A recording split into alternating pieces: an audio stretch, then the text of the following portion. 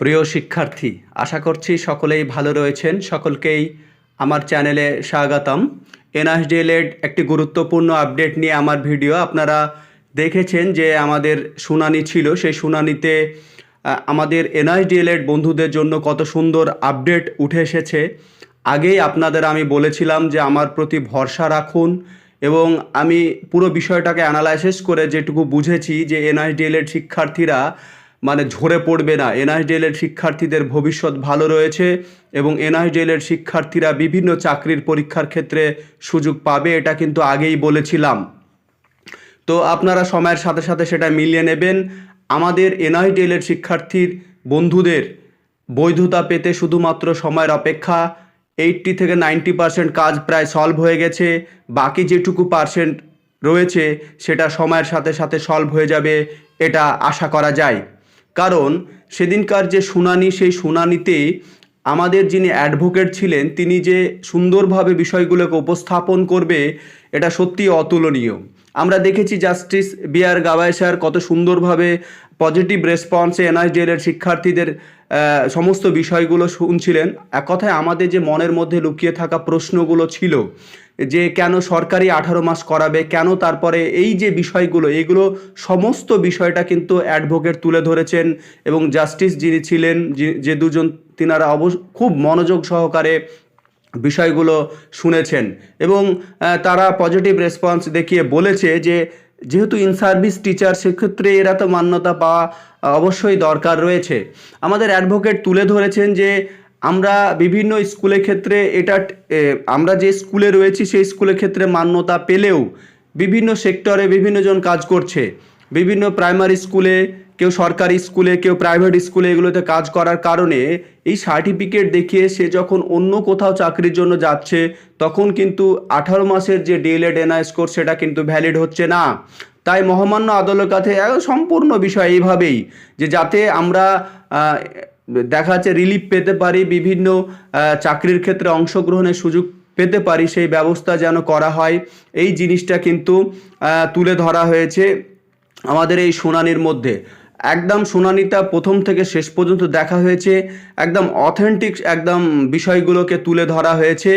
এবং এইটুকু স্পষ্ট যে এনআইএসডিএল-এর শিক্ষার্থীদের আর কিছুটা হলেও সময়ের অপেক্ষা করতে হবে। তাহলে আগামী ডিসেম্বর মাসে যে 10 তারিখ শুনানি রয়েছে, আশা করছি সেই শুনানির মধ্যে দিয়ে গুরুত্বপূর্ণ আপডেট উঠে আসবে। এবং পশ্চিমবঙ্গে যে এনআইএসডিএল-এর শিক্ষার্থী প্রায় 10,000 শিক্ষার্থী, তারা প্রায় 14, 17 এবং 22, এবং তারা চাকরির ক্ষেত্রে অংশগ্রহণের সুযোগ অবশ্যই পাবে। এবং এনআইএসডিএল-এর শিক্ষার্থীরা যদি একবার ভ্যালিড হয়ে যায়, বিভিন্ন ক্ষেত্রে যে বঞ্চনার শিকার হতে হয়েছে সেই জায়গাগুলো কিন্তু এনআইএসডিএল-এর শিক্ষার্থীরা কিন্তু ছেড়ে দেবে না। বিভিন্ন গ্রুপগুলোতে দেখে বুঝেই গেছি যে যারা অপোনেন্ট ছিল তারা এটা মনে প্রাণে মেনেই নিয়েছে যে এনআইএসডিএল-এর শিক্ষার্থীরা শুধুমাত্র সময়ের অপেক্ষা ভ্যালিড হওয়ার জন্য। তাই আরেকটু ধৈর্য ধরবেন, আর একটু এতদিন ধৈর্য ধরে আছেন, আর একটু ধৈর্য ধরবেন। আপনাদের অক্লান্ত পরিশ্রম, আপনাদের নেতৃত্ব বিফলে যাবে না, অবশ্যই ভালো কিছু উঠে আসবে, আপনারা মান্যতা অবশ্যই পাবেন। এই বিষয়টা কিন্তু অবশ্যই মাথায় রাখবেন। আপনাদের সাথে ছিলাম সব সময়, আগামীতেও রয়েছি, এখন রয়েছি, সর্বদা আপনাদের পাশে রয়েছি। চাকরি যেদিন পেয়ে যাবেন সেদিন বলবেন যে না, শামীম ভাই ছিল, সর্বদা আমাদের সহযোগিতা করেছে বিভিন্ন তথ্য, বিভিন্ন ইনফরমেশান প্রোভাইড করে। তারপরে যে বিষয়টা রয়েছে, টেট ইন্টারভিউ নোটিফিকেশান আসতে দেরি কেন, এটা একটা গুরুত্বপূর্ণ বিষয়। এখানে যে বিষয়টা রয়েছে যে পর্ষদ একটা রিক্রুটমেন্ট কমপ্লিট না করে পরবর্তী রিক্রুটমেন্টের ইন্টারভিউ নোটিফিকেশান কোনো মতেই দিতে পারেন না, 1 নম্বর বিষয়।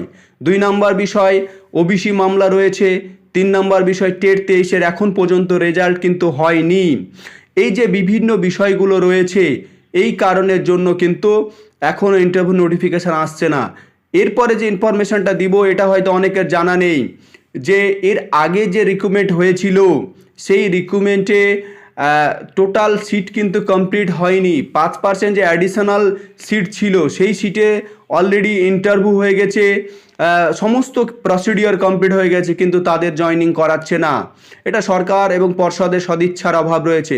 এই 5% অ্যাডিশনাল যে মামলা, যে বিষয়গুলো, সেগুলো মামলা অলরেডি তো কলকাতা হাইকোর্ট তো তাদের নিয়োগের জন্য নির্দেশ দিয়েই দিয়েছে, অর্ডার জারি করে দিয়েছে, তারপরেও কিন্তু পর্ষদ এবং সরকারের উদাসীনতা।